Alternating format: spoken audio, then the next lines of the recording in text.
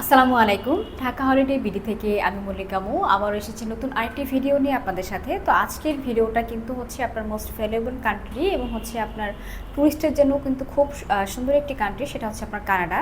তো কানাডাতে আপনারা কোথায় যাবেন, কোথায় ঘুরবেন, এছাড়াও হচ্ছে আপনারা কানাডার কোন কোন স্থানগুলোতে আপনারা ঘুরবেন এবং কানাডার কোন প্লেসগুলোতে হচ্ছে আপনার বাঙালি খাবার রয়েছে। তো এই ইনফরমেশনগুলো মূলত আজকে আমি আপনাদের সাথে শেয়ার করব। তো কানাডাতে যারা হচ্ছে আপনারা যাবেন তারা কিন্তু হচ্ছে কানাডাতে অনেকগুলো স্পট রয়েছে, টুরিস্ট স্পট। তো যারা আপনারা যাবেন তো কানাডার টুরিস্ট স্পটগুলো হচ্ছে আপনার সেখানে কিন্তু আপনারা যারা হচ্ছে যাবেন তো কানাডাতে কিন্তু আপনার টরন্টো সিটি রয়েছে এবং এই টরন্টো সিটিতে কিন্তু আপনার কানাডাতে আপনার প্রচুর স্ট্রিট ফুড রয়েছে। যারা হচ্ছে আপনারা যাবেন তারা কিন্তু এই টরন্টো সিটিতে প্রচুর স্ট্রিট ফুড আপনারা দেখতে পারবেন। এছাড়াও হচ্ছে আপনার যারা হচ্ছে খুব প্রাকৃতিক সৌন্দর্য পছন্দ করেন তারা কিন্তু টরন্টো সিটি থেকে নায়াগ্রা ফলসে যেতে পারেন। এছাড়াও হচ্ছে আপনার কানাডাতে ভ্যাঙ্কুভার রয়েছে, ভ্যাঙ্কুভার সিটি রয়েছে, তো এখানেও কিন্তু আপনারা ঘুরতে যেতে পারেন। তো এই কানাডাতে যারা হচ্ছে আপনারা যাবেন তারা কিন্তু মূলত স্থানগুলো দর্শন করে যেতে পারেন। তো আপনারা যারা কানাডাতে যাবেন তো মূলত আপনাকে কিন্তু কিছু রিকোয়ারমেন্ট অনুযায়ী আপনাকে কিছু পেপারস দিতে হবে, কিছু সাপোর্টিং ডকুমেন্টস কিন্তু আপনাকে দিতে হবে। তো আপনার যে ডকুমেন্টসগুলো থাকলে আপনারা যারা হচ্ছে বিভিন্ন প্রফেশনে রয়েছেন তো সেই প্রফেশনে থাকা অবস্থায় আপনাকে কিছু ডকুমেন্টস আপনাকে সাবমিট করতে হবে। তো আপনি অ্যাজ এ ট্রাভেল যেহেতু কানাডাতে আপনি যাবেন তো সেক্ষেত্রে আপনাকে কিন্তু কিছু ইনফরমেশন দিতে হবে। তো আপনি যদি বাংলাদেশ থেকে জব কিংবা হচ্ছে বিজনেস প্রফেশনে থাকেন তো সেক্ষেত্রে এই দুটোর প্রফেশনের কিন্তু আপনাকে কিছু প্রুফ দিতে হবে। তো সেক্ষেত্রে আপনারা যারা হচ্ছে কানাডাতে যাবেন আপনি যে কোনো সেক্টরে কাজ করেন না কেন, আপনি যদি জব করেন হচ্ছে গভর্নমেন্ট জব করে থাকেন, এছাড়া কিন্তু আপনি যদি প্রাইভেট জব করে থাকেন তো সেক্ষেত্রে কিন্তু আপনাকে কিছু রিকোয়ারমেন্ট দিতে হবে, যেটা হচ্ছে আপনার এনওসি কপি দিতে হবে, কিন্তু আপনার স্যালারি সার্টিফিকেট দিতে হবে।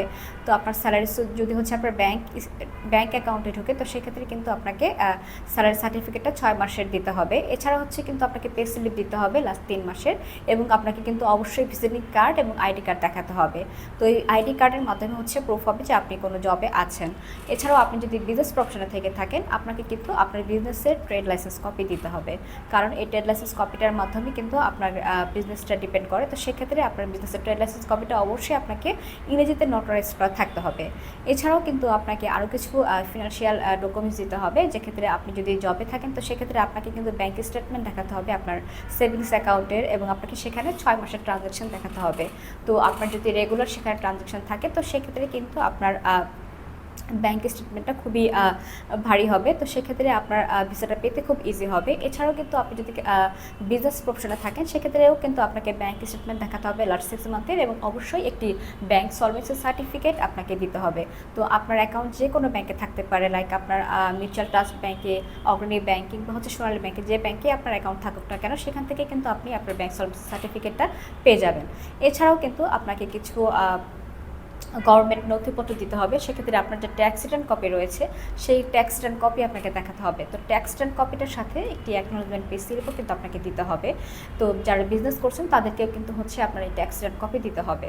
এছাড়াও কিন্তু এই ট্যাক্স রিটার্ন কপির সাথে অ্যাকনোলেজমেন্ট পে স্লিপ আপনাকে দিতে হবে, এবং আপনার বিজনেসের টিন সার্টিফিকেট, এবং যারা জব করছেন তাদেরকেও কিন্তু এই টিন সার্টিফিকেট দিতে হবে। তো এই ডকুমেন্টসগুলো কিন্তু আপনাকে খুব পরিপূর্ণভাবে এবং খুবই নির্ভুলভাবে এই ডকুমেন্টসগুলো আপনাকে সাবমিট করতে হবে। এছাড়াও আপনার যে ইনভাইটেশন লেটারটা হচ্ছে যে আপনার কোনো রিলেটিভ কিংবা হচ্ছে আপনি কোনো বিজনেস পারপাসে হচ্ছে আপনি সেখান থেকে ইনভাইটেশন পেয়েছেন, তো সেক্ষেত্রে আপনি কানাডায় যাওয়াটা খুব ইজিলি হবে ইনভাইটেশন লেটার থাকলে।